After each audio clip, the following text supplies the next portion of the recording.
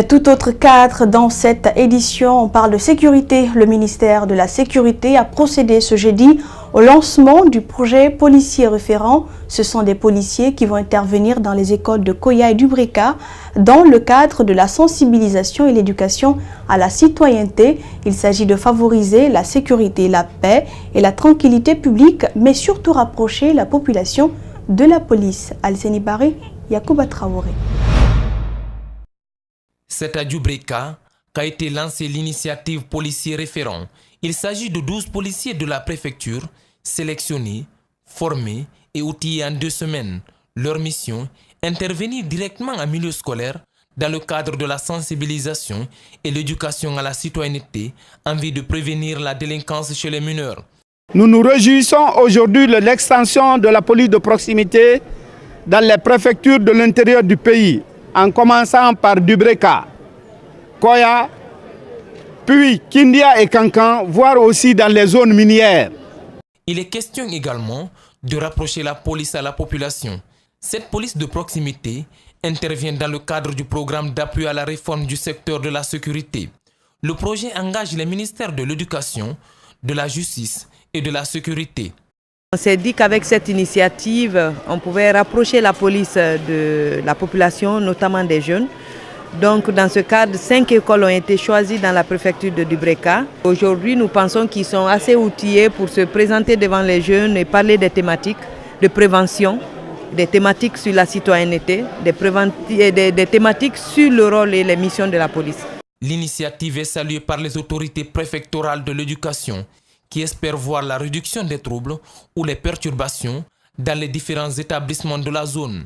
Nous pensons à un grand changement parce que nous savons que la police regorge des intellectuels, des gens capables de véhiculer des bons messages, surtout de la citoyenneté. Je crois que cette collaboration va beaucoup améliorer le comportement des enfants pour que les choses se déroulent normalement dans nos établissements. L'enveloppe globale du projet pour le volet sécurité intérieure est de 8 millions d'euros. La Guinée vient de se doter d'un code civil révisé, adopté il y a quelques semaines par les députés, mais le texte peine à être promulgué par le chef de l'État à cause notamment de l'autorisation de la polygamie qui a suscité une vague de réactions. Et pourtant, ce code civil révisé présente bien des avantages. Pour les citoyens, mieux, il comporte des innovations majeures. L'une de nos équipes a rencontré un avocat qui parle des avantages du code civil révisé. Le reportage est signé Mamadou Boïdiallo et Aliouba.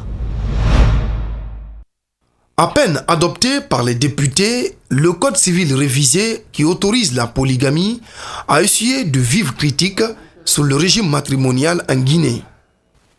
Et pourtant, ce code civil révisé comporte bien des avantages et apporte des réponses à des problèmes liés à la vie en société.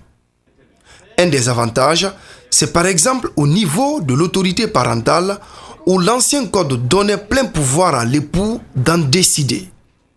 Mais désormais, la femme aura son mot à dire sur la garde des enfants. Dans le nouveau code actuel qui vient d'être adopté, il est permis que la femme et son époux soient les deux à assurer l'autorité parentale. Donc ce n'est pas seulement le père qui a le pouvoir, en tout cas, de gérer la famille. Autre innovation, c'est le cas des divorces. Dans le code de 1983, en cas de divorce, la femme était tout simplement lésée et ses droits bafoués. Dans le nouveau code, le droit de la femme est bien protégé. Avec le code qui vient d'être adopté, la femme est suffisamment protégée au cours de la procédure de divorce ainsi que les effets de cette procédure-là. Le droit des locataires est pris en compte pour qui connaît la problématique de logement à Conakry. Les locataires ne pourraient plus être expulsés d'un domicile ou en tout cas d'un local qu'ils louent par le gré seulement du propriétaire de l'immeuble. Il y a des garanties qui sont en tout cas accordées aux locataires en ce qui concerne la protection de leurs droits. L'acquisition du droit à la nationalité est assouplie. Comme on le constate, le code civil révisé, bien qu'ayant fait couler un flot d'encre, comporte beaucoup d'avantages. Tout autre aspect dans cette édition, la Caisse nationale de la sécurité sociale a procédé ce mercredi au lancement de son service IRM, imagerie par résonance magnétique. L'événement, placé sous la présidence du chef de l'État, a enregistré la mobilisation de travailleuses et de partenaires de la Caisse nationale. Désormais, la CNSS entend se moderniser en se dotant d'instruments pour faire face aux maladies et les évacuations sanitaires à l'étranger. Suivez. Voici le scanner à imagerie par résonance du centre de diagnostic de la Caisse nationale de sécurité sociale, un appareil dernière génération pour faire face aux soins des pensionnés et de la population en général, comme l'explique le médecin conseil de la Caisse nationale de sécurité sociale. Le scanner est plus spécifique sur les os, tandis que l'IRM s'occupe des parties mous et des muscles.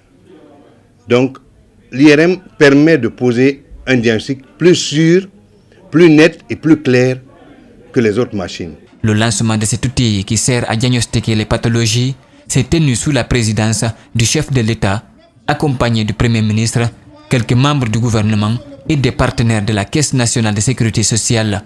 Dans son discours, Alpha Condé a félicité la direction générale de la CNSS pour avoir doté le pays d'un scanner IRM qui va renforcer la qualité des soins et résorber les problèmes d'évacuation sanitaire vers l'étranger.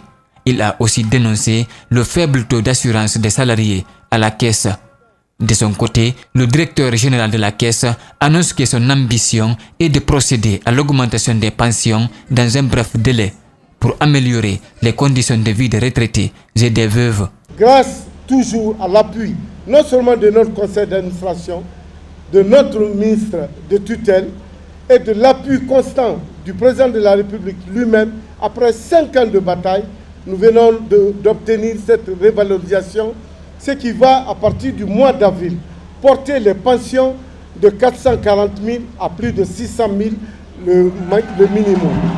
La CNSS se veut proche des retraités et de la population pour faire face à leurs soins.